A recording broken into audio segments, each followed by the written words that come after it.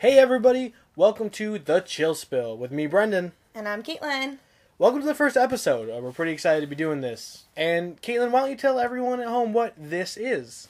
Well, we like movies, especially the scary kind, so we're going to do what we love and just keep watching movies, but the only difference is now we're going to talk about them here. We're going to watch some stuff you guys have probably heard of, some cult classics, and inevitably some of the shit movies from bargain bins at grocery stores. We're really not going to have anything that's off limits, just anything that appeals to us on the spooky movie spectrum. Alright, speaking of spooky, what did you do this week, Caitlin? Nothing fun. Just a lot of work, and watched movies, but that's pretty much it. That's pretty par for the course, right? That's my week was pretty boring too. I've been playing a lot of Binding of Isaac. Kind of fits the whole horror thing. I don't know if you know about the Binding of Isaac. I've played a little bit. I just love Edward McMillan. He made Super Meat Boy. He's kind of this big thing in the indie game industry. And this is, it's a roguelike. It's all about, finding items, and the style is very much, it's creepy. You fight living poop. Your mom tries to kill you with a knife. It's all sorts of fun. Family fun. Family fun for all ages. Speaking of family fun, what do we watch? Oh my god, this week, for our first episode, we decided to watch Motel Hell, a 1980 release by Camp Hill Productions. It's a slasher movie. It's about an hour and 42 minutes long, and by about, I mean it was an hour and 42 minutes long. Let's see. Okay. So here's a quick little plot synopsis. Farmer Vincent is our main antagonist. He kidnaps travelers, and what he does is he buries them in his secret garden, which is not nearly as lame as it sounds. What he does is he kills them and turns them into smoked meat products. People jerky. People jerky. This movie is about a redneck making people jerky. And the tagline of the movie is, and I quote, "It takes all kind of critters to make Farmer Vincent's fritters," which I know you had a problem with. It's horribly misleading. There are no fritters in the whole movie. There... Not one fritter. Not a trace of a fritter. They make people jerky. They make people ham sandwiches at one point, which they call it ham. It's not ham. Again, horribly misleading. But there's, assorted smoked meats, but not one fritter. Not a single baked good in the whole shebang. No. I think someone eats pie at one point, but I don't know if they're really counting pie as It's like meat pie. It's like all right. So the cast: Rory Calhoun plays Farmer Vincent, fantastic in the role. Nancy Parsons plays Ida Smith, the other antagonist, and she was actually nominated for the Best Supporting Actress the year this came out by the Academy of Sci-Fi, Fantasy, and Horror Films. Paul Link plays the younger brother, the sheriff, Bruce Smith. Nina Axelrod. I can't even read. Nina Axelrod plays Terry. We don't get her last name. The main protagonist, I suppose. Yeah. She's kind of who we're supposed to be rooting for, but we'll see how that goes. And then Wolfman Jack plays Reverend Billy, who is not a very big character, but he was on the title screen right after Wolfman Jack. I think he has 6 lines. Maybe. The budget of this movie was estimated around $3 million. The box office information from boxofficemojo.com puts it at $6,342,668. So they made more than double what the estimated budget was. IMDb gives this movie a 6 out of 10, and Rotten Tomatoes gives it a 67% out of 100. So Caitlin, why don't you bring us to the motel. Right off the bat, missed opportunity. The movie's called Motel Hell. It really should have been called Hotel Hell. The alliteration, I think, would have definitely brought it up a notch. But I mean, maybe that's just a personal thing. But I agree. More alliteration is always better. Brendan and I have started referring to this movie as Motel Hell, aka Rednecks Are Scary. In the 80s, it was apparently no one was afraid of. Cold War stuff ended. We weren't afraid of getting bombed. We were suddenly afraid of people in the mountains. I feel like a lot of horror movies from this era their main antagonists are just like my extended family.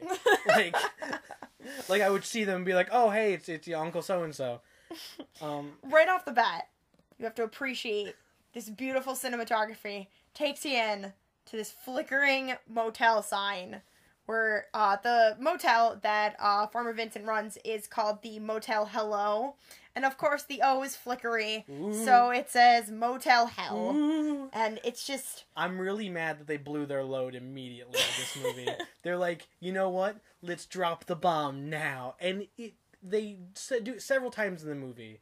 They do this. They're like, remember the sign, flicker, flicker, O. It's hell. Speaking of things that happen later in the movie, this podcast will contain spoilers. If you haven't seen the movie, pause this now. We'll be here when you get back. Go watch the movie. I'm sure you can find it somewhere. There's this DVD release. There's a special edition release later, a couple years ago. So you might be able to find it on VHS. I don't know. Go hit up your Goodwills. Go to your thrift shops. Because we will be jumping around and we will be spoiling the entire movie. Because there is a lot to talk about. This is also not going to be a play-by-play plot synopsis. We're not necessarily going to go in order of the events of the movie. We're going to have a brief, like a mild framework for how we're going to explain the events sort of in order, but we are going to jump around a lot. Right, because more than one point will be exemplified and obvious in different parts of the story. When we bring something up, we don't have to keep coming back to stuff.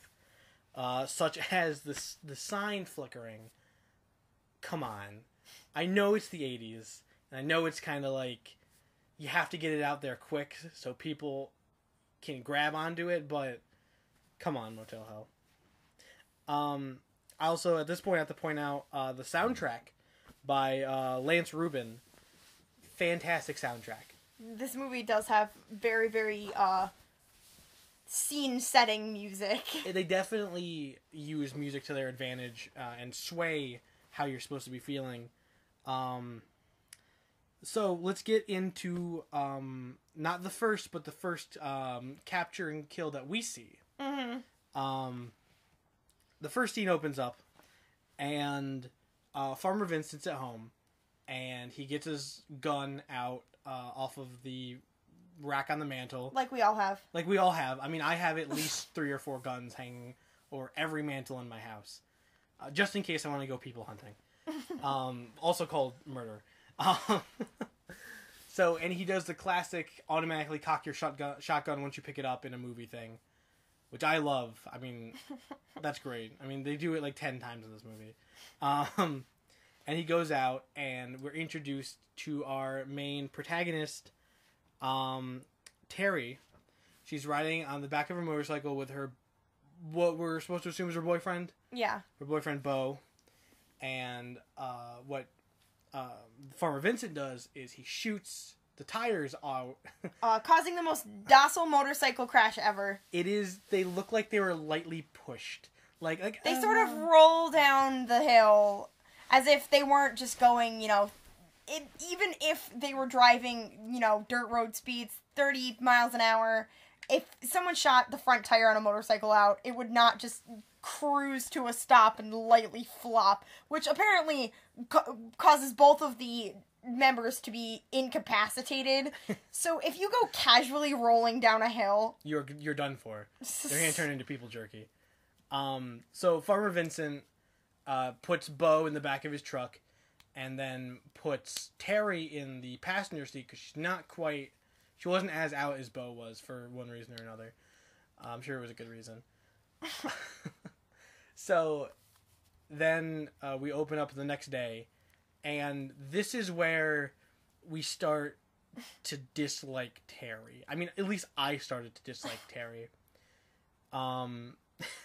She has this problem where she's the stupidest person on the planet.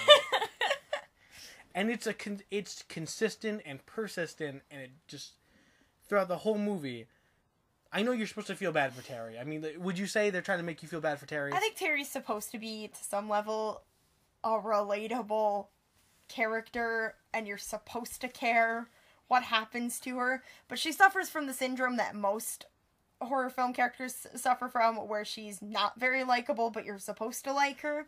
But then I disliked her much more than usual. I think she's relatable if you've been lobotomized. I think that's a reasonable, like, if you've ever had an ice pick through your nose, you probably relate pretty well to Terry. So what ends up happening is Farmer Vincent tells Terry that that Bo died and they buried him. Initially, Terry kind of freaks out. Reasonable. Like a reasonable person. Like, yeah, like, finally, like, okay, here's a little bit of real life. Oh no, I feel bad for her. But then she just allows herself to be brought into their home. They go to the graveyard where Bo was supposedly buried, which he ends up actually not being buried. But she doesn't know that until the end. And Farmer Vincent and Ida have her, Terry, stay with them while she recovers or whatever. And this brings up our first point about Terry and why we don't like her. And that is, who is Terry? What does she do? Terry doesn't even have a last name. Terry apparently doesn't have any family because she says Bo is all she had. But her and Bo weren't married. Farmer Vincent asks about, like, her marital status, and they were not married. So Bo was presumably just her boyfriend. But apparently we're supposed to believe Bo has no family. She has no family. She has no friends. No job. No one who cares or likes her. Because she just allows herself to be taken into this home in the woods where they're like, yeah, you can just stay forever. And she's like, okay. She doesn't know these people. She didn't get to see her supposedly dead boyfriend be buried. They just showed her a pile of dirt with a cross, and they were like, oh, well, your old life's over. Guess you live here now. Oh, no, he's dead. And it made me feel not bad for her, because she seems like she would listen to anyone who came her way.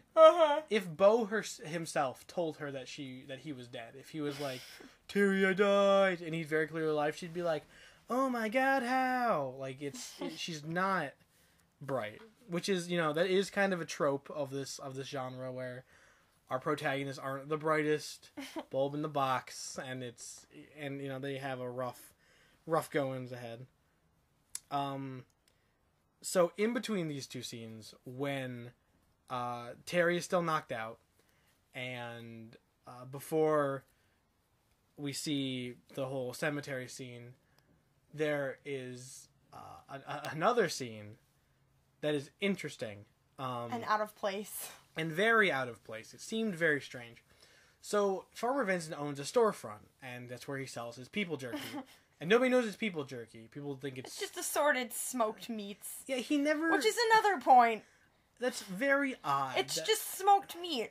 Like, I know it's the 1980s, and people were a lot more lax about these kind of things, but he never... I mean, he had pigs around, right? Like, he has like a pig thing, the pig thing is where they keep all the pigs.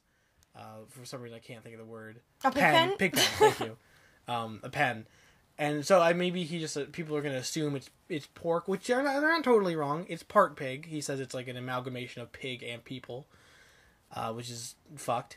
But so we come to this scene where these two adults and their family, their two kids, two twin daughters, arrive at Vincent's storefront, and the parents go inside to go buy some of the smoked meat they've been hearing so much about. Because Farmer Vincent's kind of a celebrity. He's like a local celebrity. He mentions being like the best-selling smoked meat, which seems like it wouldn't be a big category in like 100-mile radius, which doesn't sound like a lot, but it is when you live in a small town. Well, yeah, I mean, 100 miles.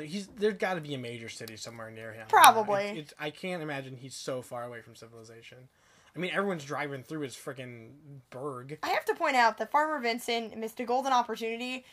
He mixes his pig and his human meat. Really, he should have done a blind taste test and seeing if it was worth all the effort. He should have made some people jerky and made some pig jerky. Oh, and sell them both. Be like, this is a special blend. Yeah, it's or the like, special blend. This is A or B, and see if it's worth all the people killing and everything. Yeah, what if the good part of the jerky is the pork? Like, what if he makes what if his pigs are just like really well fed and like well managed, and like the people makes it taste worse? Yeah. I mean, later in the movie, you see him. He checks one of the bodies he's smoking, and he cuts off a piece and eats it, and he acts like it's good. So I mean, maybe testing his own product. He does, which is, I mean, that was kind of gross. And that's another thing about this movie. It was billed to us as a kind of a gory movie, but it's not outwardly gory like you would think. Considering it's a horrifying cannibal movie, it's really docile. It's tame as far as the blood and guts. It's even tame as far as I'd venture to say it's even tame for an 80s slasher movie. There's really not that much like visible violence. There's a lot of implied things, people get their vocal cords cut, people get chopped up and made into jerky, but they don't actually show a whole lot. It's not like Farmer Vincent's running around and chopping people's heads off with a chainsaw. Yeah, most of the time they cut away when something like, someone's about to get chopped up or, killed. They usually cut away. Very, very seldom do they just show people getting killed. Which I thought, that's a plus to the movie, I think. I don't think you need to show all the blood and guts in order to get your point across. It was very clear what was happening. But also it had a relatively small budget. So, maybe they couldn't afford super special effects. But going back to the twins. Yeah, okay. Playing outside while their parents are buying people jerky for their children. The twins are playing outside. And they go into what is Farmer Vincent's slaughterhouse, essentially. The slaughterhouse and the smokehouse. Yeah, like kids do. They were attracted to the house of death, Classic kids. Want to go play with the bone saws, Mm-hmm. That's what I used to do. Yeah. As a kid. So, they're walking around this slaughterhouse, and they accidentally hit the switch, which releases some of the pigs on the meat hooks, and of course they're scared, and they go to run. On their way out of the slaughterhouse comes the random thing. A figure pops up wearing a pig head. And, scares them. So, of course, they run already, they were already hysterical from the dead pig bodies almost landing on them. But now they're traumatized for life, and their parents are going to have really expensive therapy and no more money for people jerky. So they're precious people. Well, they probably have a lot of money for people jerky because Farmer Vincent is running some kind of pyramid racket. Because he sells a whole wooden, crate of sample beef jerky or sample people jerky. $2.95. $2.15, I think. 15 cents. It was less than $3, which is, as someone who loves jerky, that is ludicrous. Even for the 1980s. You can't buy a bag of jerky for less than $7 here. Yeah, that's a small bag. Yeah. Too. So either the 1980s really were that different of a time, or Farmer Vincent. Well, I guess he gets his product for free. It's not like he has to buy. He doesn't buy the people. He catches them himself. That's true. So yeah, you know what? Good for him. Good business strategy, I guess. If you ignore the whole, Oh, see, the people jerky. probably. The people probably do make it taste worse, but he's cutting his product. Exactly. He's cutting his pork with people meat. Exactly. He's like a drug dealer, but in smoked people meat. He's like cutting his product. That's, you know what? Good for him. Not good for him. No, because he's cooking people. God damn it. We have our next visitor to the farm shortly after that in the form of a vet. We couldn't really tell what he was supposed to be. He was a man who was wearing a suit and was driving a vehicle that on the license plate says U.S. government, and he has a vet bag, so we're led to believe he's a vet, because the first thing he does is goes and looks at the pigs. He's a vet or FDA. Yeah, or something like that. But then he starts nosing around the farm and gets startled by Farmer Vincent covered in blood with a hatchet. But, he was in the slaughterhouse. I think he had a cleaver. Cleaver, whichever. Yeah. But that's not unusual for somebody who cooks, animals. Yeah, he would come out of the slaughterhouse, not like he was... No, yeah. So, the vet gets spooked and gets in his car and kind of just drives away.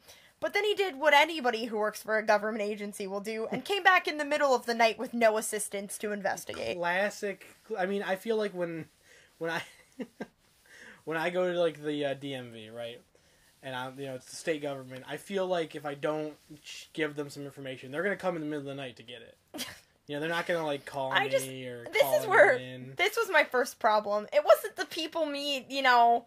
I'd seen worse in movies, but this was the first point that happened where I was like, I don't believe this would happen. This man works for a government agency. If he really suspected there was something fishy going on, even if it was just that he thought that there was some kind of malpractice with the pigs going on or something, he would have come back with a search warrant, or like at least come back with other people, or like hired a private investigator.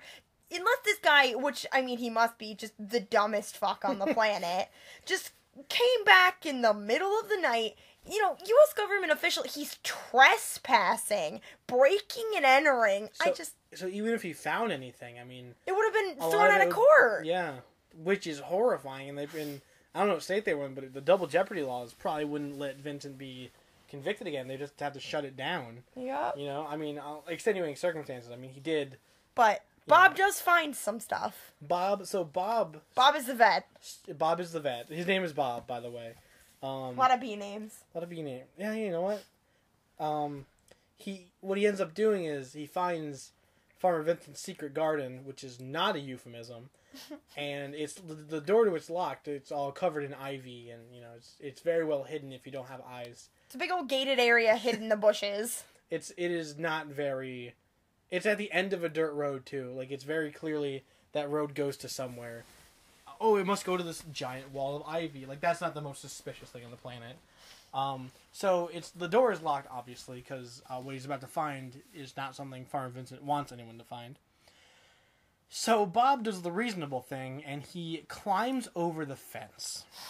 Which wouldn't be an awful idea if, A, the fence wasn't locked and he would have to climb back over, and B, he fell.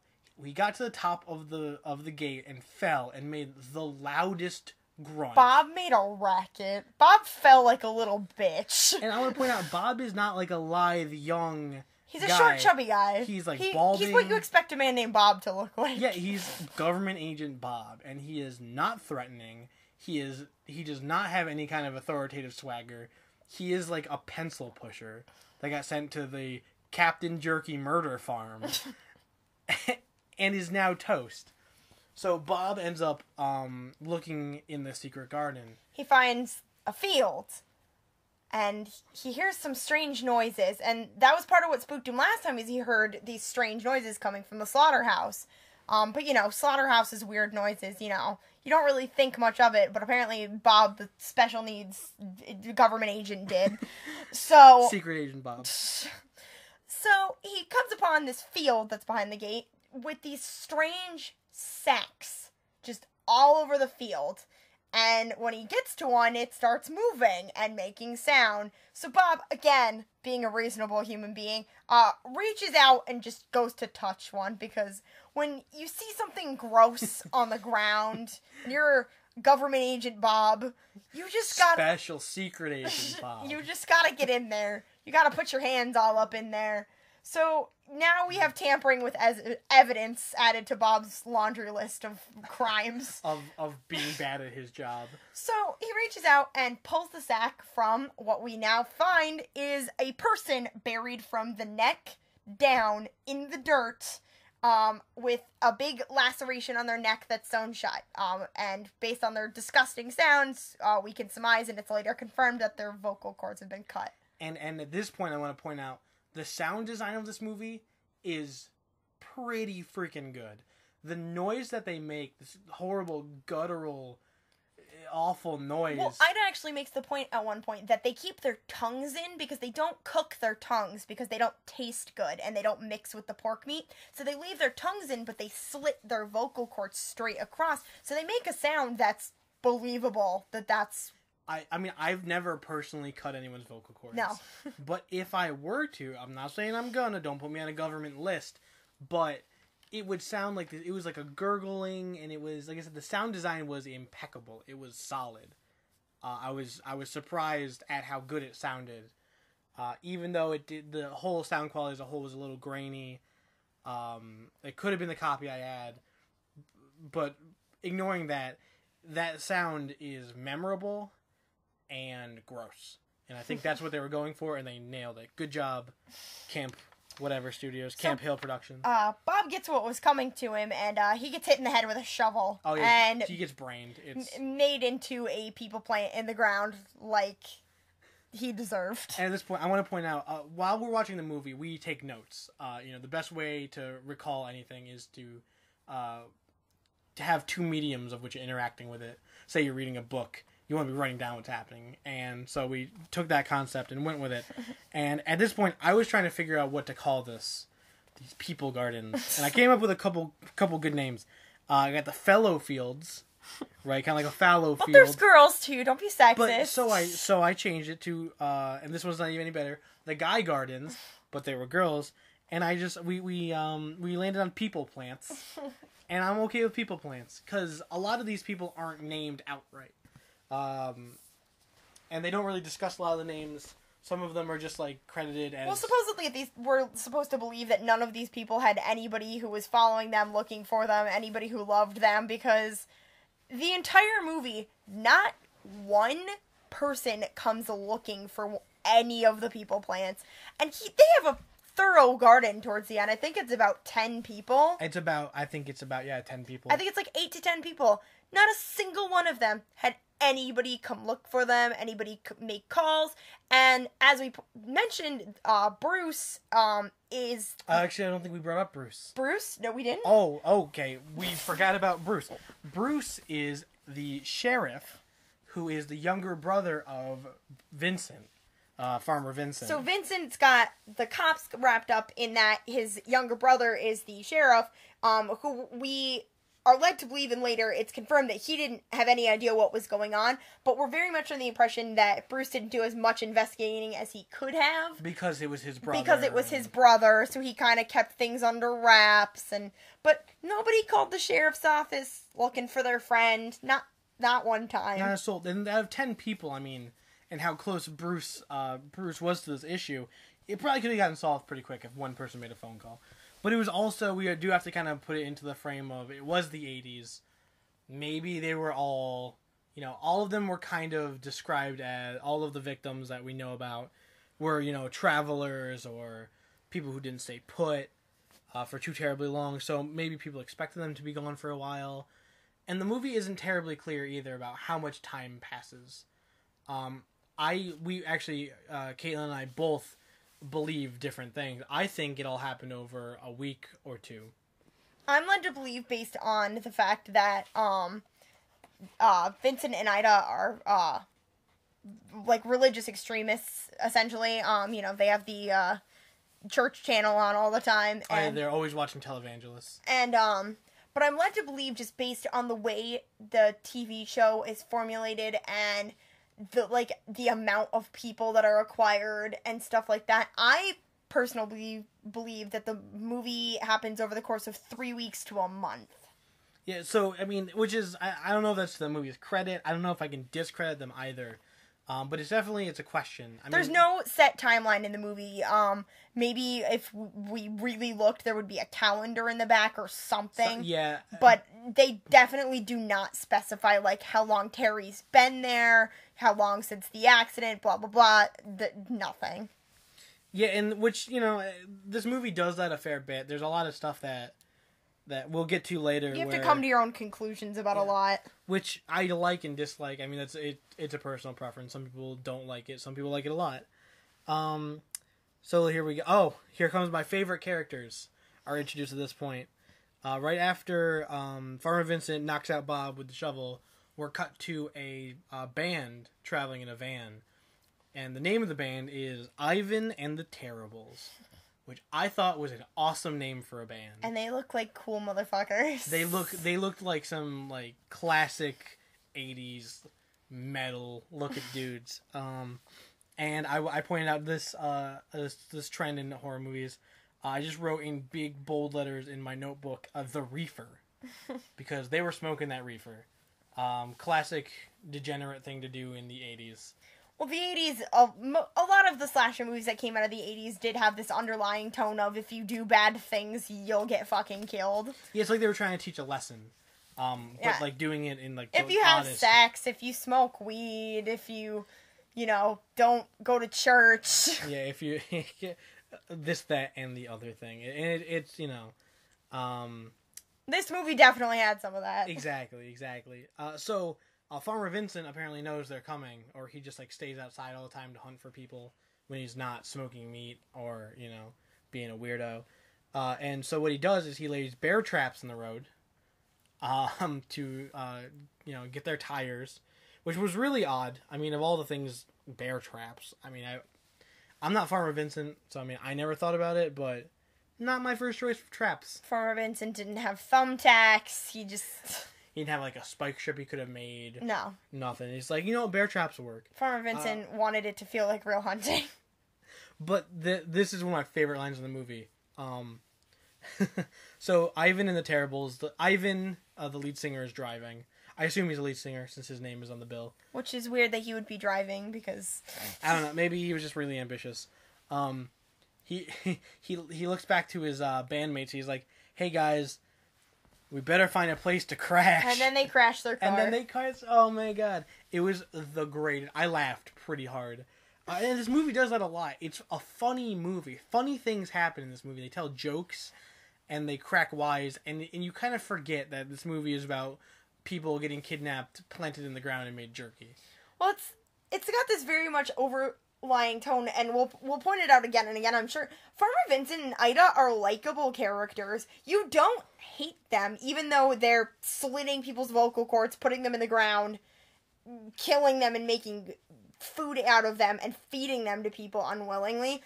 It's horrible when you say it out loud, but when you're watching the movie, you sort of just forget. Yeah, like and even when they're doing the killing and the trapping and they talk about it as if it's the most normal thing ever. Yeah, and really good example actually happens right after the car crash.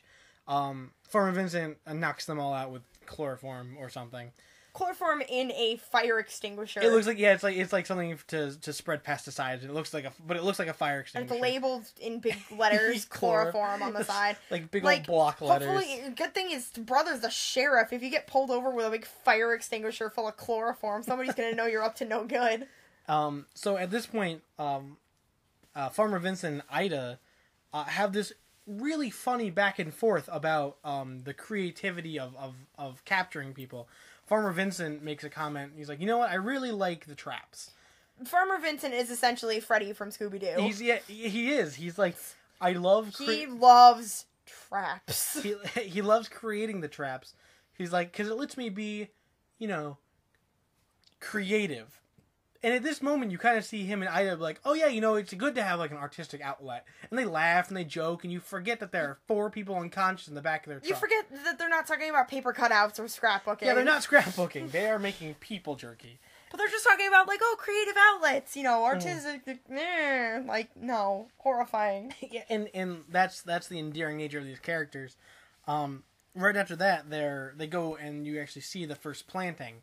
Farmer Vincent has this big tilling machine, and he digs a hole in the ground, and Ida's a big bulky lady, so she does a lot of the muscle work, picks the people up, throws them in the hole, buries them up to their necks. Mm-hmm. And during this part, they have another great back and forth. And they're just having a great time. They're like having fun, they're telling jokes, they're laughing, they're excited. And once again, it's like you forget. Like, it's like, oh, they're having such a good time burying these people that they're gonna cook and eat. Yeah. Like, oh, they're cannibals. Like, so one of my favorite scenes is the next morning they set up this lovely picnic. Bruce, Ida, and Vincent have their horrifying person who should be running, Terry, who's willingly there, just hanging out with them. Having a great time, too. Having a great time, talking about how much she loves living in the country, and, like, it's weird. So they're having a little picnic, and they have this horrifying conversation about how Vincent learned to smoke meats from his grandmother, because when he was a kid, when they were all children, Vincent, Bruce, and Ida are siblings, so they grew up in the same house, and when they were kids, their grandmother hated their dog. It was like a yippy dog. She hated it. So one day, she had Vincent kill the dog, and they smoked it and ate it for dinner. Just And they have a conversation about this, like, laughing about, oh, silly grandma. And yeah, like, Bruce is laughing with them, and Ida's laughing, and Farmer Vincent's laughing.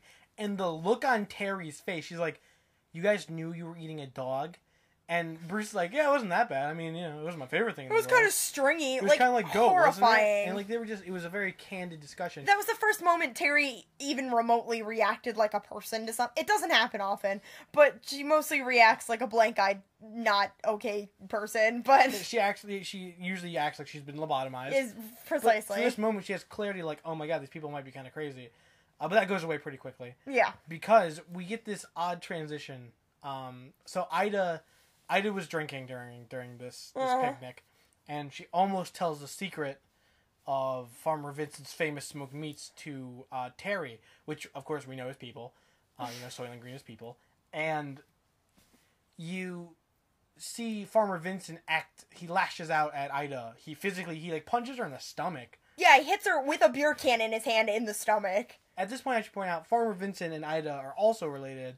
They're brother and sister. Mm-hmm. Vincent is the oldest brother, then Ida, and then Bruce is the baby brother. After Vincent lashes out at Ida and punches her for almost telling the people meet secret, Bruce just very nonchalantly like, hey, let's go for a walk. And we get this transition into this really... Bruce and really Terry weird... are having a lovely romantic boat ride. And the music is, like, swelling, and it's, like, beautiful, and it's, like... It's the weirdest, most out-of-place thing. This secret is almost revealed. Family, abuse, and now we have a lovely romantic boat ride. Yeah, like, they were talking about cooking and a dog. Terry's talking about how much she loves the country. And I love the country, especially the part where I'm hanging out with people who eat dogs. It's like, red flags, Terry, let's go. And so then... Bruce really awkwardly asks Terry to go to the drive-ins with him. Oh my god. And they are going to see the monster that challenged the world, which just sounds like the greatest thing. And when you end up seeing the movie, it was like a Universal movie monster or like a Toho B-roll movie with this like centipede thing. It could be a real movie. I didn't look it up, but if it is, we'll be watching it, don't you worry. And we'll be talking about it. So after that scene, they go to the drive-ins after. And Bruce, another law-abiding government employee, uses his sirens to clear out what is essentially like the make-out point of the town. Turns on his sirens, and we have the obligatory a girl runs out of a car naked. But here's the thing. Okay, so in a lot of these movies, in a lot of like the 80s slasher and like the 80s B-horror movies, you'll get a lot of nudity. That's like, here's a selling point, blood and girls. Blood and boobs. That's a big selling point. In this movie, it felt very shoehorned. This movie really didn't need a whole lot of that, and this is coming from me. I love blood and boobies, but this movie was too smart for a lot of the stuff that happens in it. Especially the end, which we will get to. Yes, there's a lot of shoehorned in, not so much the violence, because that's necessary for a movie with this plot. In this tone, yeah. But a lot of the, like, nudity and, like, stuff along that lines, and a lot of the, like, fighting that happens later just felt very not actually... It felt like scenes were written by somebody else. Yeah, like and they then had to, added to the movie. Like they had to hit some quota of like, well, it's a horror movie, it's a slasher movie, it's the 80s. We have to have at least one big fight scene, and we need to have, you have to see at least one girl full frontal nudity, Yeah. And so, picture this scene. They're on this like make-out point, and there's a bunch of cars parked all around. Sirens go off, and he goes on his megaphone, and he's like, everybody, you're in violation of law, blah, blah, blah. Everyone, you have 2 minutes to clear out. And a girl is naked in a car. She gets out of the car, runs in front of the cop car, stands there and emotes. And she's like, oh my god, and then runs back into the car and leaves. Like, there's no reason she should have gotten out of the car. Not a single... If I was naked in a car and a cop came rolling up, the last thing I was going to do was run out and make my tits bounce in front of him and then get back in the car. Yeah, like, what was she going to do? Like, distract him? That's... And, like, the guy, like, pulled her back in the car. Like, what are you doing? Like, and it just felt so. I mean, this movie is already pretty ridiculous, but not in the same way. It's ridiculous as in like this is like freaky. The main ridiculous plot of the movie, they make you accept it like it's an actual thing that could happen. It makes it believable. It really is, and the main antagonists are likable. So the movie, for the most part, has a lot of really, really good elements, but some of these shoehorned in scenes just feel wrong. They just don't feel like they fit. Yeah, they feel very out of place. Like if you took them out, you wouldn't know. No. Like if I went back in and I edited out that part where the girl ran in front of the car, the movie would probably benefit from it. Yeah. You know, because it didn't have to resort to that to be. So they pull up to make out point, and now they're all alone, like Bruce wanted, and. Oh, like Bruce planned. Bruce planned, essentially. And they're watching the movie through binoculars. I couldn't remember what those were called. So Bruce doesn't even actually bring her to the drive-in. He brings her to a mountain and gives her a pair of binoculars. And he calls on his police radio, the drive-in station, and makes the poor drive-in lady put the signal for the sound to his car. Like... How much could it Bring her to the cost? actual drive-in, you cheap piece of crap. The drive-in near us, I mean, it is 2015, and it's like, what, $10 a person for 2 movies? Yeah. Like, it could not have cost him more than $1, like, for both of them. No, yeah. You know, and it's just, that it's ridiculous, but it's also like, okay. But it's because Bruce wanted them to be alone based on the next part that happens. He does the whole yawn with the arm around, you know, and very smooth. And she very clearly looks at him and goes... No. Like, I'm not interested, get away. And so he takes that initiative to grab her boob, and she says no. Yeah, he, like, kind of puts her arm around it, and she's like, Bruce, what are you doing? And then he, like, slides his hand down and gets a handful. And she's like, Bruce, stop. So he, of course, takes that to mean that she wants him to get on top of her, and they have a small, struggly type thing, and she, you know, pretty much screams at him that she wants to go, and then they get a, call on his radio from somebody who is actually in danger. And this is where we see a little before the this drive-in, quote unquote drive-in scene, my favorite trap in the whole movie. So you get 2 girls of questionable profession. I think they're prostitutes. They imply that they're prostitutes. Or not entirely. Yeah. They're probably prostitutes. With the way they were talking about how they got paid and what they were doing, they were probably prostitutes. So there's 2 of them. They're driving down the road. They randomly had a gun in their car too, so I'm guessing they're prostitutes. Yeah. So yeah, they were very. They had a handgun. They were very obviously in some shady business. It could have been drugs. It could have been prostitution. But so they're driving down this back road as every victim does, and they come upon a bunch of cows standing in the middle of the road. Like happens in the countryside. Not uncommon. Yeah, I mean, I feel like I've seen it once or twice in my life. I don't live out in the bumps, you know. I live in it's a moderate-sized suburb, but I've seen it. It happens. But then you get to looking at these cows, and you're like, wait a minute. They're not moving. They were cutouts. They were like painted standees of cows. Right, so imagine this scene where these 2 girls are stopped and they're like arguing, like, "Well, I don't want to get out," you know, blah blah blah. Yeah, it's dark. I don't want to go get cows out of the road. So one of them's like, "Oh, fuck it, fine, I'll just do it," and she goes out there with the gun, and Farmer Vincent is hiding behind one of the bigger cutout cows with a gas mask on and some kind of it was probably the same chloroform. It's like a chloroform tank attached to a laughing gas mask, essentially. Yeah, so he jumps out from behind one of these stand-up cows, which, once again, I have to point out, he made stand-up cows, painted them, put them in the middle of the road, and waited behind one of them. He planned all this like it was like a good idea. Farmer Vincent is actual crazy. Farmer Vincent loves having a good time with his traps. Fred Jones Jr. over here. Or Senior, because he's like a million years old looking. That's fair. So he gets the one, and then he chases the second girl in his truck. And she has a police radio in her car. For some good reason, I'm sure. And she calls over the radio, and it gets on Bruce's scanner. And she's like, oh my god, she's like freaking out, like, help me, I'm being chased, someone's gonna kill me. So Bruce and Terry tear off. They just go off the hill, and they start trying to look for this woman.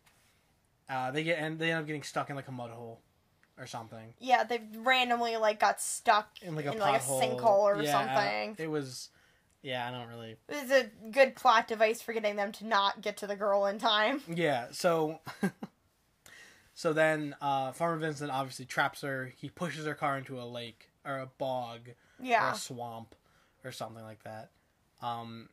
And later in the movie, you find out that a bunch of cars are in there, and it's implied that Vincent. Can I call him Vince? Are we friends now? Can I call him Vince? Good old Vince has been pushing cars there and getting rid of evidence there. Which leads me to believe that not only did he think this cow idea wasn't going to work, he had a contingency plan. Which makes what happens at the end of the movie even dumber. Because it's very clearly established that up to this point, Vincent is very smart and he's calculating. He knows he has a plan for everything. He's not afraid. Well, he sets the traps and he catches somebody every time he sets a trap. He very clearly has been establishing when people will, in all likelihood, be places. And, that probably took work. It probably took a lot of him camping in the middle of the night, just not seeing a single person. Right, and they say a couple times, I've had the most famous smoked meats here for 30 years. 30 years he's been doing this, apparently. I mean, unless he didn't start doing the people meat, but... Which implies to me he's been doing it since he was really young, which is really terrifying, because I would not put Vincent at more than, 50s. He's got to be late 50s. Yeah. Or mid to late 50s. Mid to late 50s, So he's been doing it since he's been a young man. Yeah. He was probably 20-something when he started. Still. Horrifying. But he's seasoned. He's a vet. He knows. He knows what people are going to do, how they're going to react, and how to deal with them. Which, once again, makes him a very, very terrifying killer. He knows what he's doing, and he knows how to do it right. So, obviously, the radio goes silent, and Bruce and Terry go back to the motel. Motel hell. I keep wanting to say hotel, and I have to stop myself. God damn it, you missed out. You could have had that alliteration going for you. So they go back, and Terry and Bruce go back to the motel. Fuck. And Ida and Vincent are waiting for him there, and Bruce asks Vincent, he's like, "Oh, did you hear what happened on the police scanner? There was a code whatever."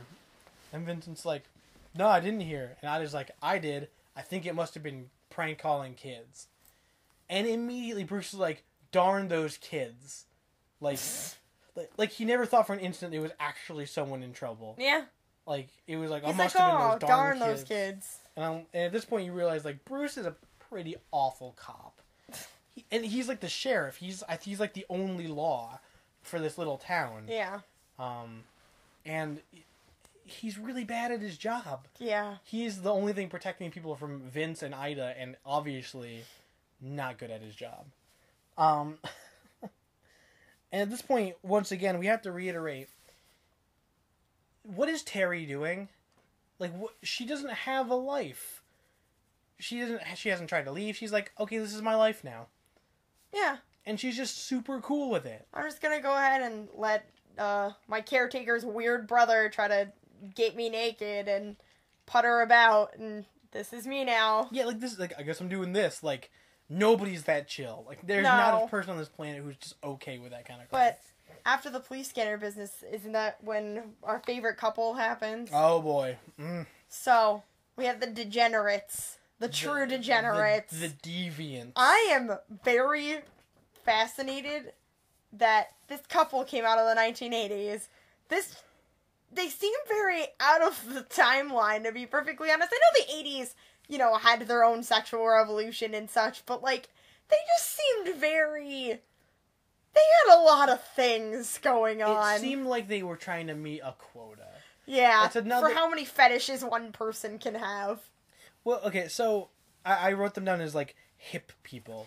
They were very clearly on the edge of, the cutting edge of what's cool and what's hip and what's new. It was a couple who came to the motel because, Vincent's, meats and everything... had gotten him put into a pamphlet about, like, what hot spots to stop on a road trip, essentially. Mm-hmm. So they wanted to stay at the motel. They were under the impression, somehow, and they don't ever really explain it, but they somehow got the impression that Vincent and Ida were running a swingers hotel. Yeah, like some kind of, like, sex hotel. They don't like ever say how they got that idea. I mean, that's what the pamphlet was. It was, like, hot spots to go for couples. Yeah, so but it just seems so out of place. Yeah, it was very weird. The whole thing seemed, again, very, like, not so much shoehorned in as some of the other stuff, but, like, it definitely seemed out of place. It was odd.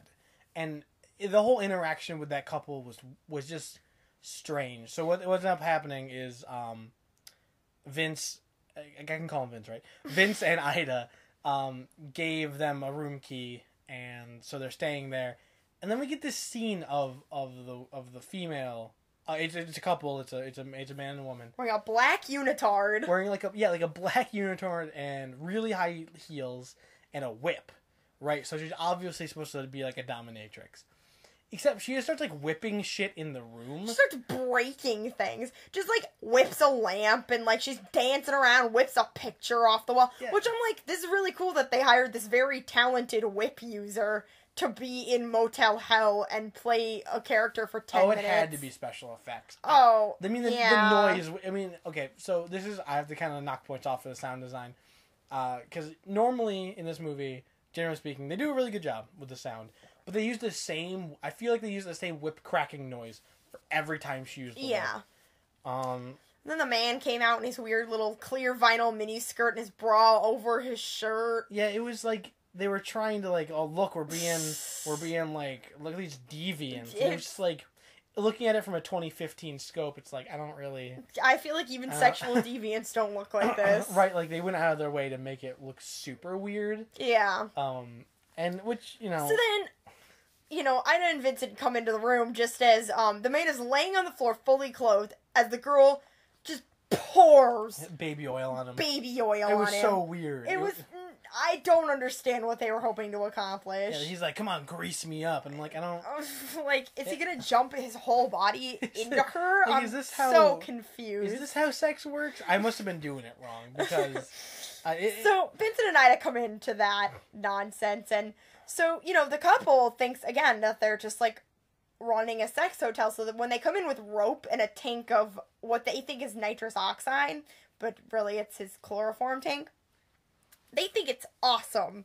So they come in and Ida and Vincent are tying them up and everything, and they're like, hell yeah, this is great, until... And Ida and Vincent are playing along. They think it's the funniest thing ever, because this couple's just letting them tie them up and drug them to be made into people jerky. Mm-hmm. So, they're laughing, having a good time, until when they knock the guy out and they go to knock the girl out, she can smell the chloroform, and of course she's like, that doesn't smell like nitrous oxide, and they're like, oh, well, it's not. So then they knock her out. Well, Vincent, good old my buddy Vince, makes a funny joke here, and once again, it makes them likable. She's like, that doesn't smell like laughing gas. He's like, well, this is a special kind of laughing gas. He's like, you breathe it in, and then we laugh. And then she's like screaming, and they put the mask on there. Vincent's a funny fucker. He's funny. Like, they're endearing, interesting characters that make me want to like them. And I don't like Terry, and I don't like Bruce. I was almost rooting for Vince and Ida the whole time, because it was like, yeah, they're doing an awful thing, but...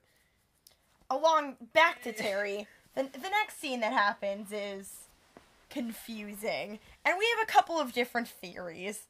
So the next scene is when Terry gets nosy, essentially, and she starts, nosing her way around the property, and she finds the slaughterhouse. So she goes into the slaughterhouse, and it's just kind of puttering around like normal people do in slaughterhouses, and she's, looking around, and Ida's in there. And, of course, Ida freaks out that she's in there, and initially grabs her by the throat, and smashes her against a wall, like, what are you doing in here? And, what Vincent had told Terry was that he was gonna like teach her how to smoke the meats, which I don't know how true that actually is. If he had an intention of getting her in on the whole deal now that she was living there, or if that was just something he said. They don't really tell you how honest he's being with her. Vincent's his intentions are very vague with Terry. He says a lot of stuff and then he does a lot of stuff. There are a lot of conflicting messages we're getting, and I think that's to the writer's credit. Definitely. He definitely the writers misled us in what Vincent wanted and what his plan was. Definitely. So then, because now they're buddies and Terry only wandered in there because Vincent said she was going to learn how to smoke the meats, Ida has a brilliant idea. Has a good idea of what they should do instead of smoking the meats. And Ida says they should go tubing. Which, when you and I think of tubing, you think of the big inner tube getting, like, pulled by the speedboat or something like that. That's not what she meant. Or even like during tubing. The winter. Yeah. No, what ends up happening is there's this big lake on their property. It was the same lake that earlier Bruce and Terry did the paddleboat on. And also, I'm just realizing now, Bruce and Terry, Bruce Wayne, Terry McGinnis. That's weird. Batman weird. Beyond. I kept wondering, like, why does that sound familiar? Bruce and Terry, Batman Beyond, which is totally relevant because people meet. I don't know. So they go tubing, and they have these black inner tubes. They essentially are floating in a river in tires. Yeah, it was like a little lake. Like a little lake thing in their yard, and they've got like little tire tubey things. And it's established at this point that both of them kind of mention, like, Ida mentions, like, I'm not a very strong swimmer. Ida says she cannot swim. Terry says she's not a strong swimmer. Ida says she cannot swim. But it's not a problem because they have the inner tubes. What could possibly go wrong? Yeah. Right. So they're both floating, and Terry's not paying attention. She's relaxing.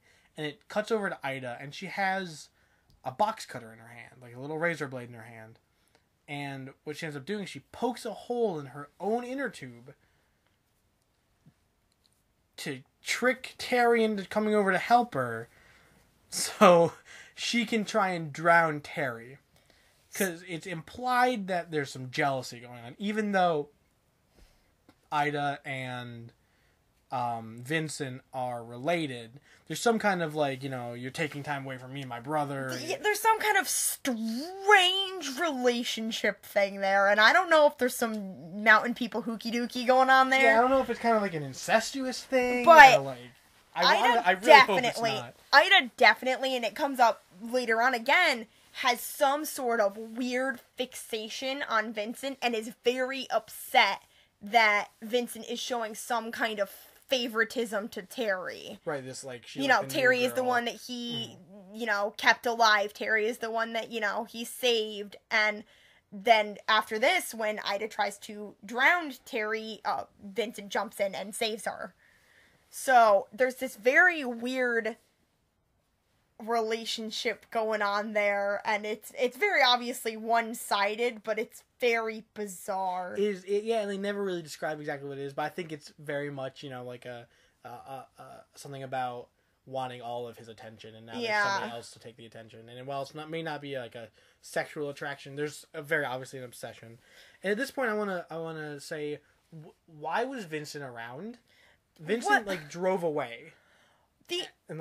The theory we've come up with, and just based on watching this movie and going back through some of the scenes, what we can gather is Ida has had this fixation with Vincent for a long time, because they mention very, very, very briefly that Vincent was married once before, but his ex-wife just they never say what exactly happened. They never say what exactly happened, but we're under the impression it was some hooky circumstances. She probably got jerkied.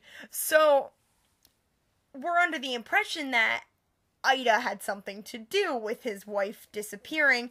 So what our thought is he was around because as soon as he realized Terry was not in the house anymore, and he knew Ida was, out in the slaughterhouse and everything, he probably went outside to go find them because he didn't want them to be alone together. Because he didn't trust Ida. And also because Ida had almost spilled the beans about his secret once before, too. He probably didn't want them talking alone together much anyway. Right, because he wanted to bring Terry into it slowly. That's the impression he says anyway. Yeah, he says, like, I want to introduce the idea to her slowly so she'd be more apt to hang with it and apt to go along with it and become part of the business and help them with their production. Which is horrifying, but brilliant.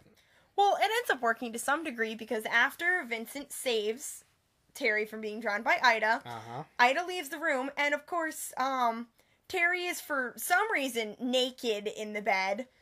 They took her clothes off, I guess, because they were wet. But I guess so. So Terry's naked in the bed and does what anybody does when somebody who's, probably about 3 times their age saves them from drowning. She attempts to make out with Vincent because now she's in love with him. Oh, she doesn't just want to make out with him. She wants, and I quote, "Take me, Vincent." So at this point, she has Stockholm Syndrome. She is very clearly deep in the throes of Stockholm Syndrome. She's been rescued not once at this point, but twice. In her own mind. In her own mind by Vincent. So she is gone. She's obsessed with him. Right. So Vincent makes a claim. They kiss for a second, and Vincent's like, no, I cannot do this.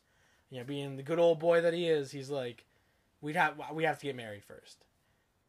And she's like, are you proposing to me?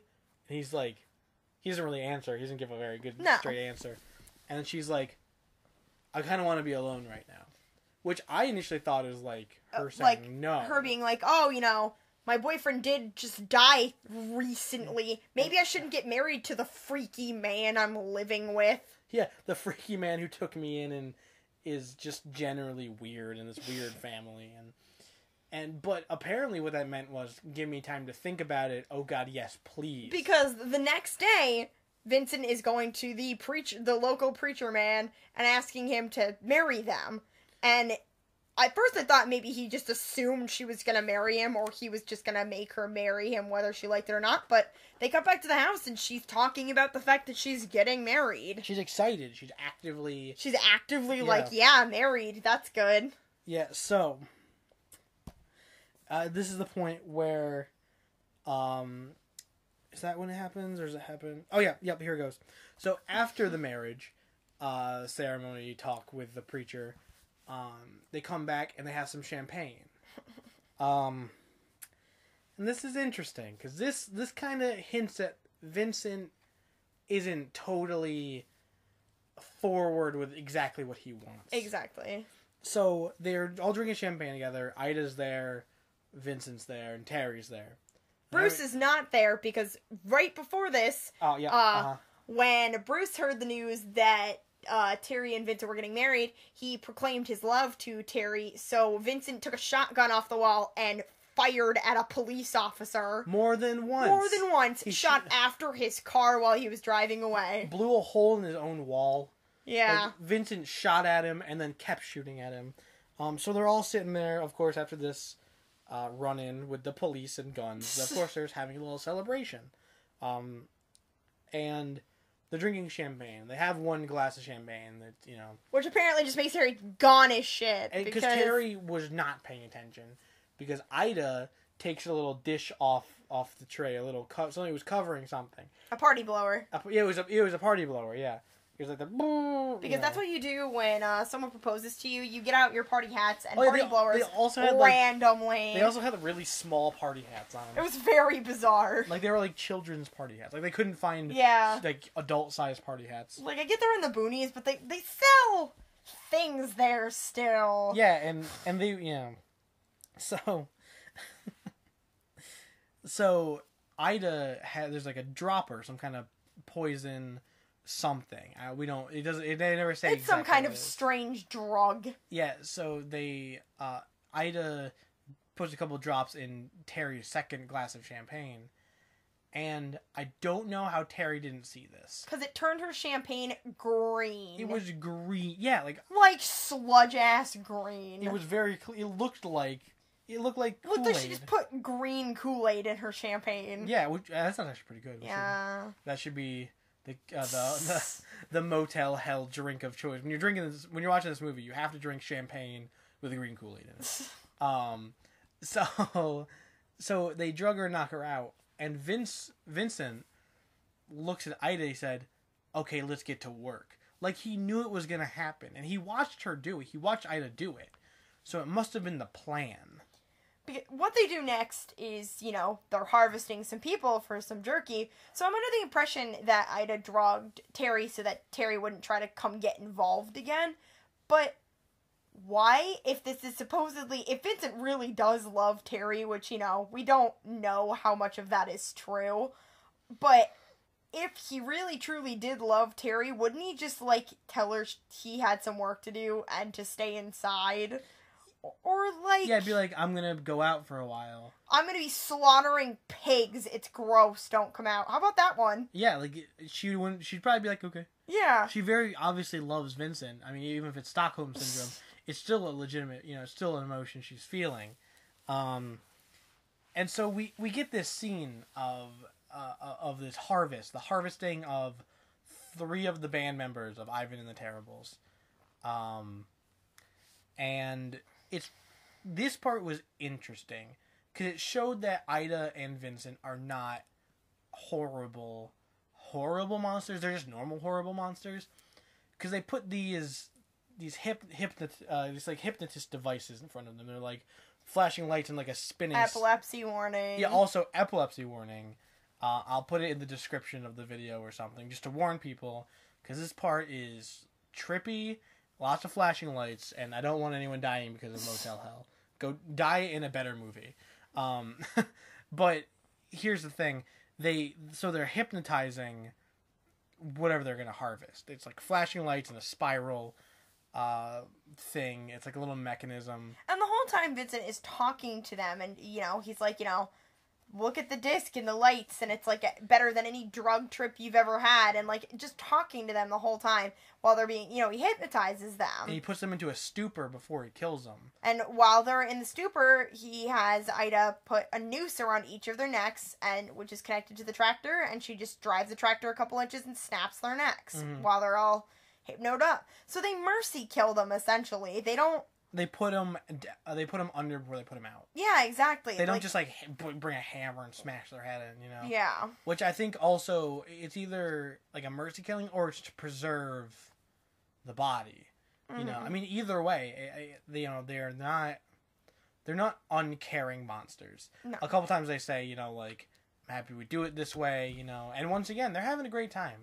Yeah. There's a very playful, the whole thing that Vincent says is he says all right, we're going on a space trip. We're going all the way past Mars, and he's telling the people he's hypnotizing that he's taking them to outer space. Yeah, and so Ida's like, aye, Captain, Captain Vincent, and and it's very playful, and once again, even though it's horrible and really macabre, it makes you really, really like Vincent and Ida. They're pretty fun characters. Definitely. It's too bad they're making people jerky. That is the shame. I wish Terry was making people jerky, so I had 2 reasons to hate her. So at this point, Bruce is out, and he's slowly, after the run-in with Vincent and his gun, there's a little bit of a Bruce kind of comes into this knowledge that something's wrong. Why did my brother chase me off with a gun? There has to be something more going on. So Bruce finally does his job right and starts investigating all these mysterious things that were happening, like the motorcycle accident from the beginning of the movie, and then the car accident, and then all these, both the car accidents, and he finds that the front wheel of the motorcycle was shot out by Vincent. He finds bullet shells from his gun. He finds his shotgun shells, and they're Vincent shells.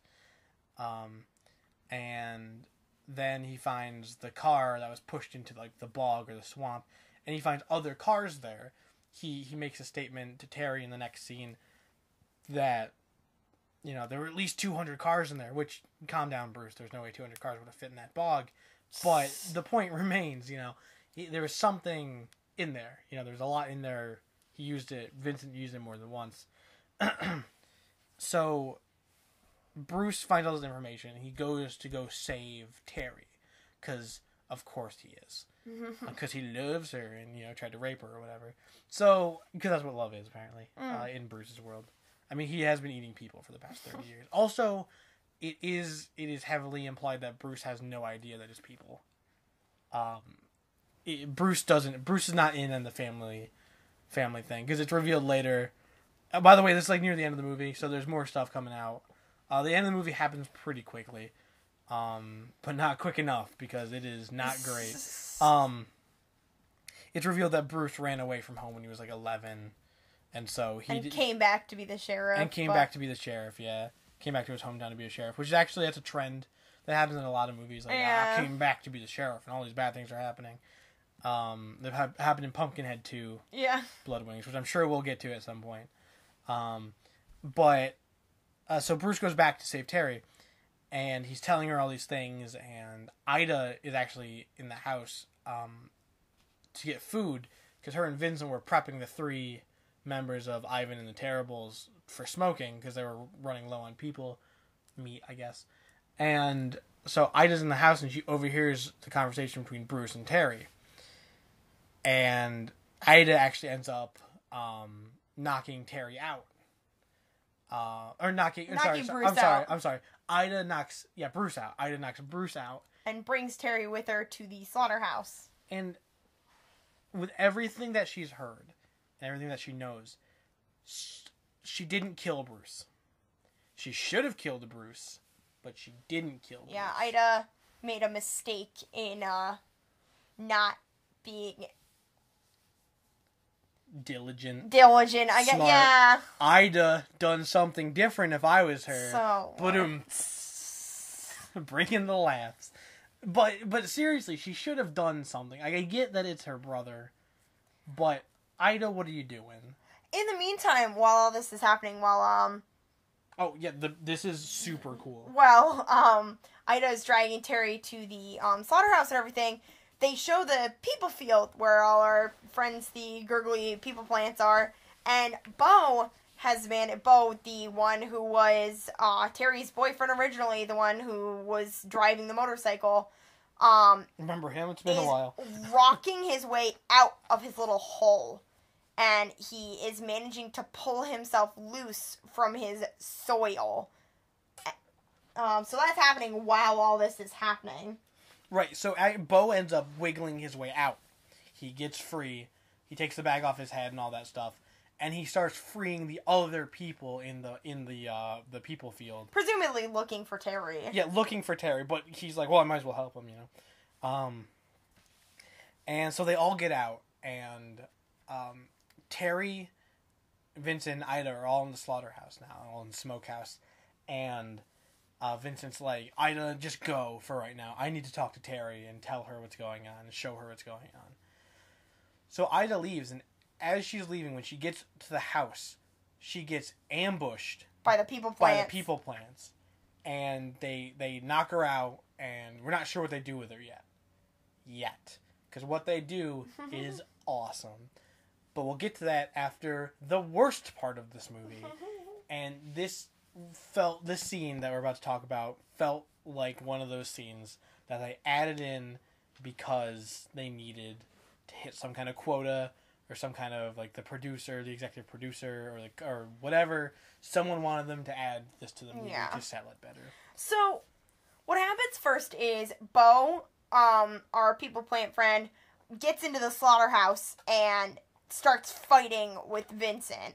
And the one thing I will give this movie is you want Bo to win. You know, you want Bo to win, take Terry and ride off into the sunset or anything. But that wouldn't have been believable, which, based on the ending they picked, I don't know why they didn't just go with the not believable ending, but... Right, because one of the interesting things is all the people plants, since they've been in the ground for a while, they haven't been in the ground for a long time, so they're not, like, Their muscles haven't experienced muscle death, but they are definitely atrophied. Yeah. They're having a hard time moving. They all move sort of like zombies. They're very jerky and weak and stumbly. Because it takes all of them to take down Ida.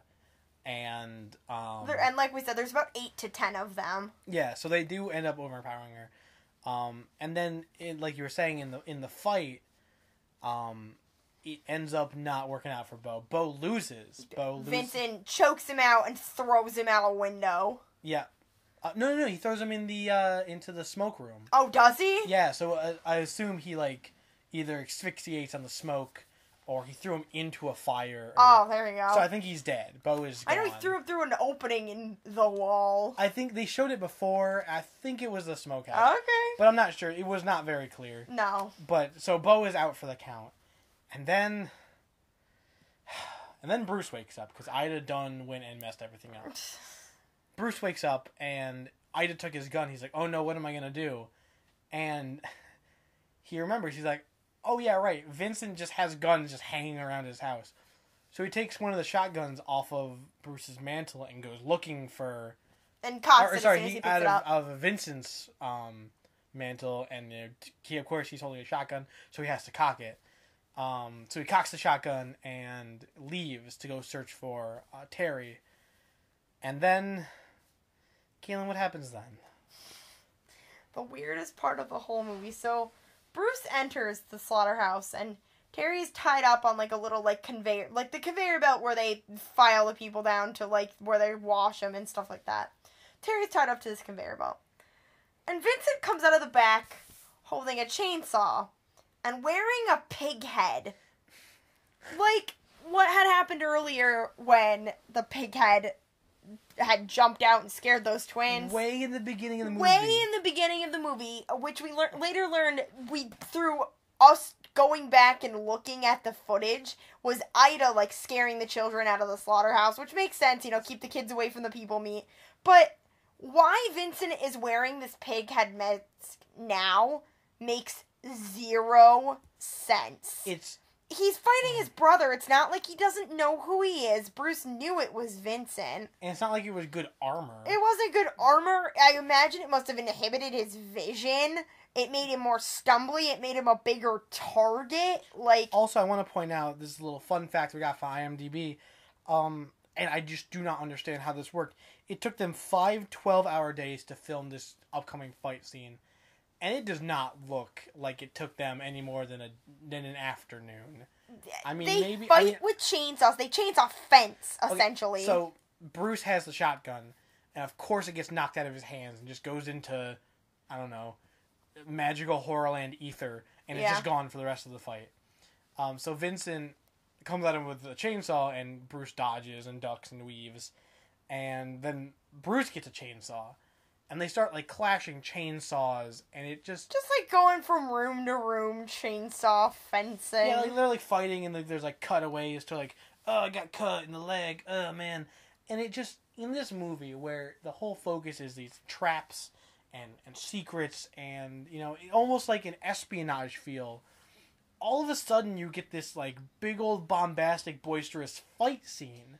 And where the killer is wearing a mask we've never seen him wear, using a weapon we've never seen him use. Yeah. And fighting hand-to-hand combat, which we've never seen him do. Yeah, except he knocked out Bob.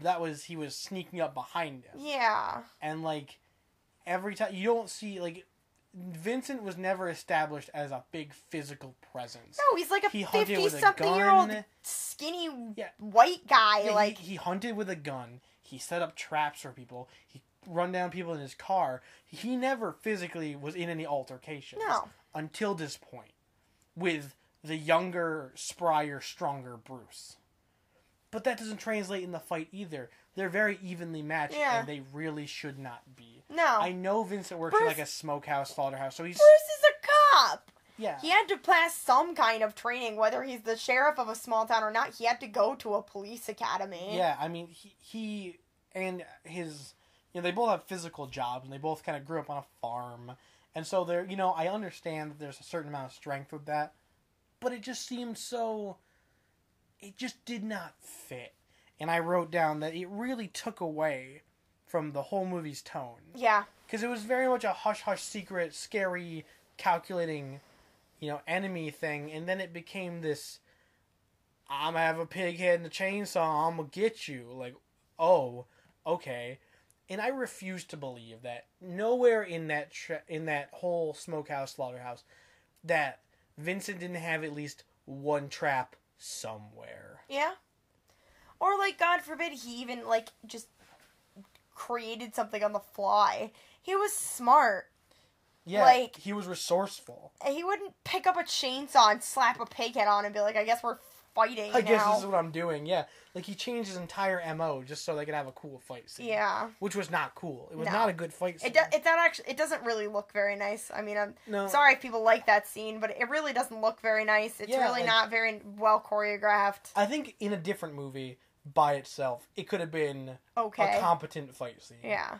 But the movie did not need a fight scene like that. No. I think it should have been, I think Bruce should have gotten taken by surprise and then had to wiggle his way out of some trap. Yeah. Like, a la James Bond, yeah. a la Nightshade. He should have had to try and get out of the trap. But regardless of how okay or not okay the fight scene is, Bruce incapacitates Vincent by basically pinning him against a wall with the chainsaw. And the next part, which is just beautiful. I misspoke earlier. The earlier line about the crash was not my favorite line. No. This is the greatest line in this movie, and really, really brings it back up from that terrible fight scene. So, Bruce swings in on a meat hook to save Terry from the conveyor belt, of course, accidentally got switched on. So she was going towards a thin little blade that was going to, I don't know, cut her hair, I don't know. But, so, Bruce swings in on a meat hook like Indiana like Jones. Like fucking Tarzan. Like Spider-Man. And unties her, and Terry, the Queen of Stockholm Syndrome in this moment, tries to kiss him. They lean in, get real, real close. And really quick, I just want to point out, when the second time we watched it, because I did not believe that he swung out of off a meat hook like this. But they're in a back room, and they're in, the smoke room, and he is swinging in on this chain, and, the door flies open, and, smoke comes behind him, and it is just, the most goofy looking thing. And then of course, good old reliable Terry, we know what she's gonna do. Yeah, she, like you said, she tries to kiss him, and then what happens? Then they hear a sound from Vincent. So they know he's still alive, even though he's got a chainsaw half in his torso. So they go, and Bruce wants to check on his brother, who he just killed. I don't know. So Bruce goes and, takes the pig head off, and, Vincent's standing there with his chainsaw, half in his person. And through it all... Here it is. What Vincent says is that his one regret... Oh, it's that he was a hypocrite the whole time. He was a hypocrite the whole time. And you think he's going to have some big confession about, how he was playing God, or, how, he was a bad person, but he claimed he was a god. His one regret about being a hypocrite was that he always told people that his meat was all natural, no preservatives.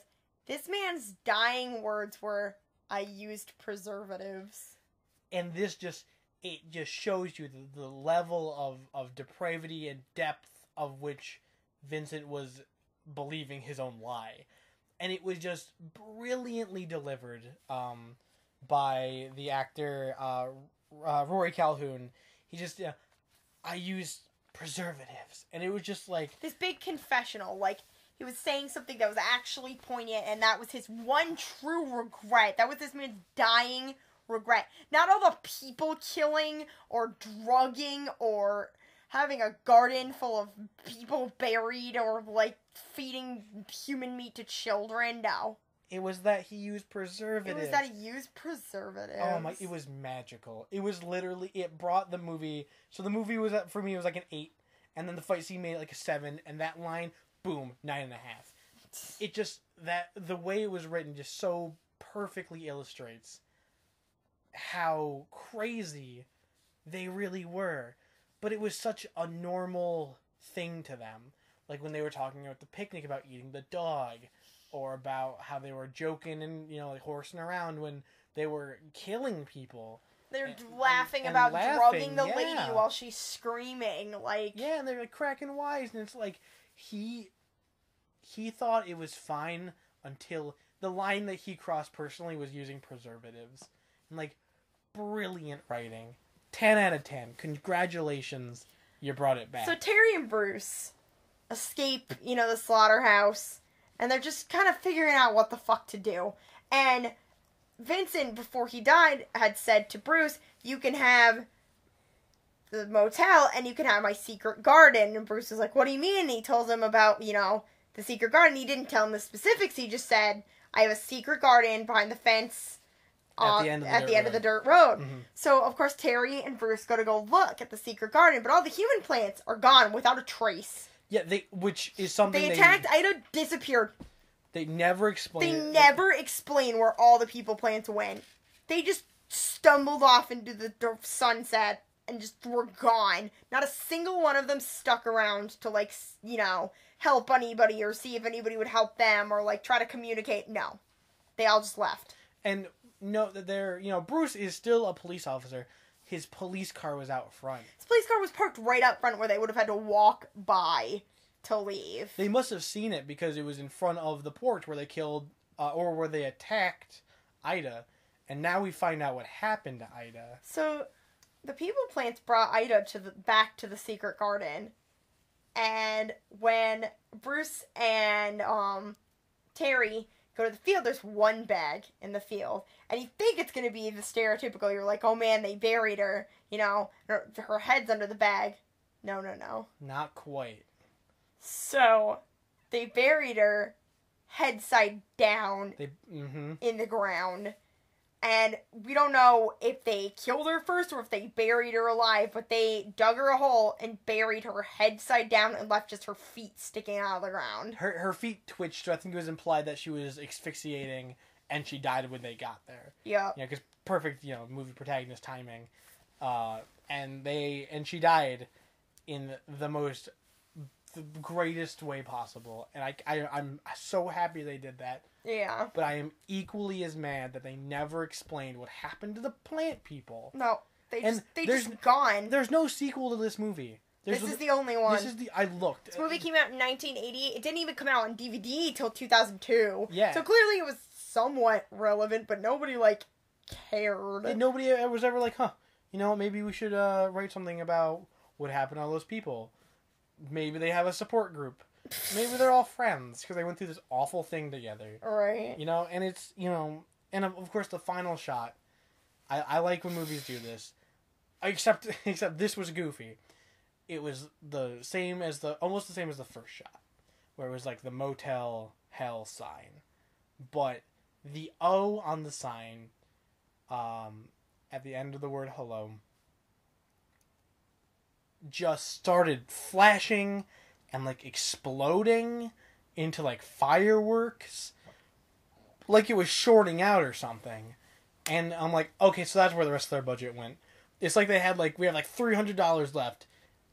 Let's buy a whole crate of sparklers and just have them all go off at the end.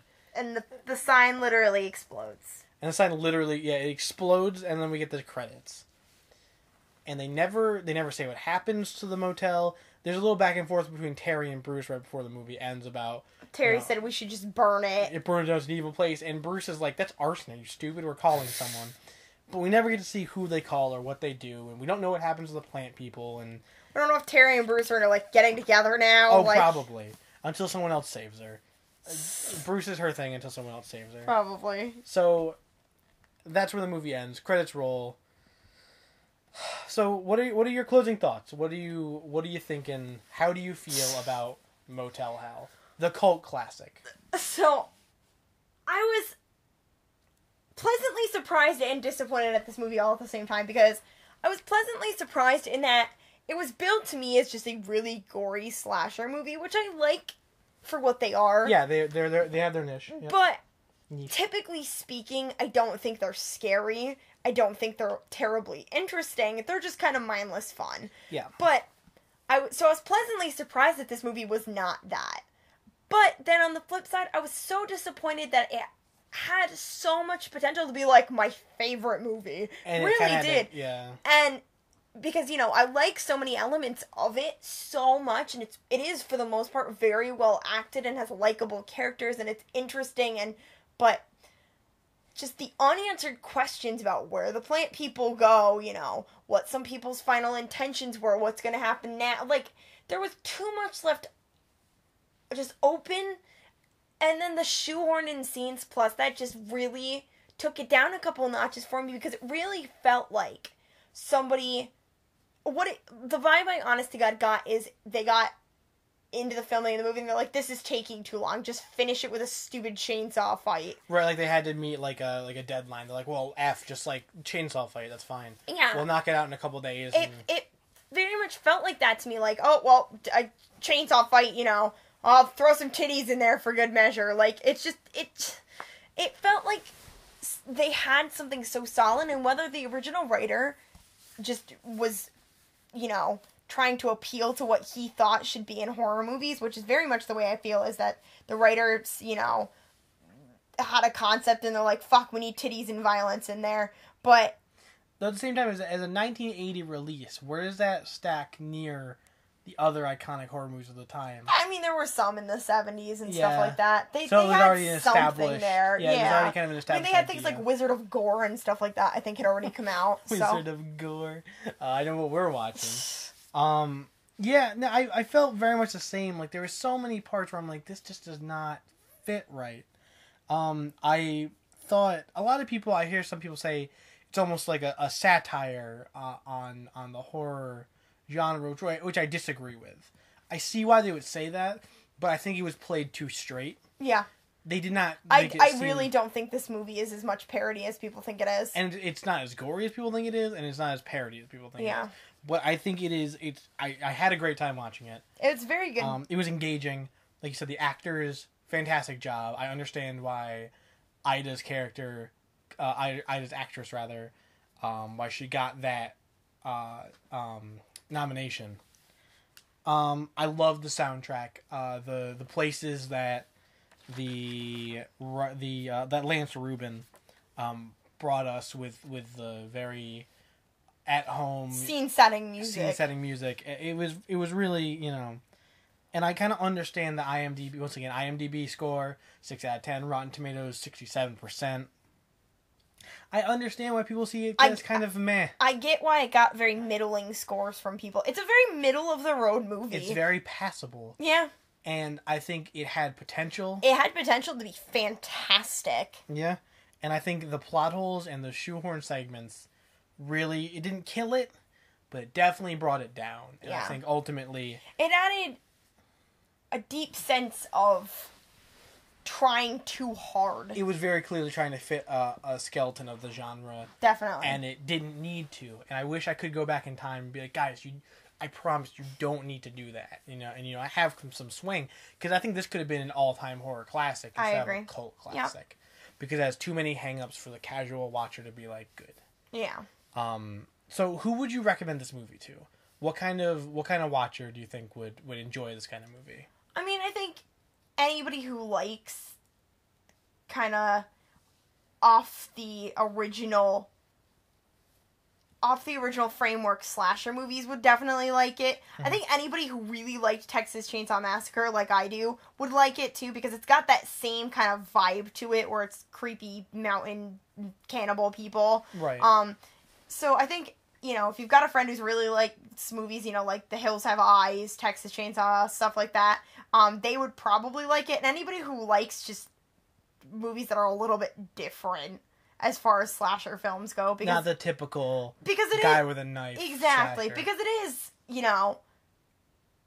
is a stereotypical slasher movie only because they wanted it to be. Right, it didn't need to be. Right. I agree. I think someone who loves... I mean, if you love horror movies, definitely go check it out. I think it's worth watching. Watch it with some friends. Have a good time, because I think this movie lends itself... It doesn't take itself too seriously. It's not too gory or gross. I think it's a good introductory movie to kind of, you know, maybe not the first horror movie you see or slasher movie from the 80s you see, but definitely one of the first 5. So you can see that there is variation in the genre. I think it's definitely the 80s slasher movie kind of gets us rap for all the movies being really the same. And this one breaks the mold just enough, but I think the studio kept it safe. Do you have anything else to say? Not that I can think of. All right. Well, thank you all for listening to the first episode of The Chill Spill. I think it went really well. Tell us what you think in the comments. If you look down in the description, I'll link us to all of our social media, our Twitter, our Facebook, our Tumblr, our blah, blah, blah, our MySpace, our Friendster, our MSN chat room, our Yahoo chat room, our AOL chat room, our Livewire account. It doesn't even count. Only the first couple of those are true. Our Napster. But yeah, no, all of our new relevant social media will all be in the description. Until next time, I'm Brendan. I'm Caitlin. And thanks for enjoying the Chill Spill. Have a great night.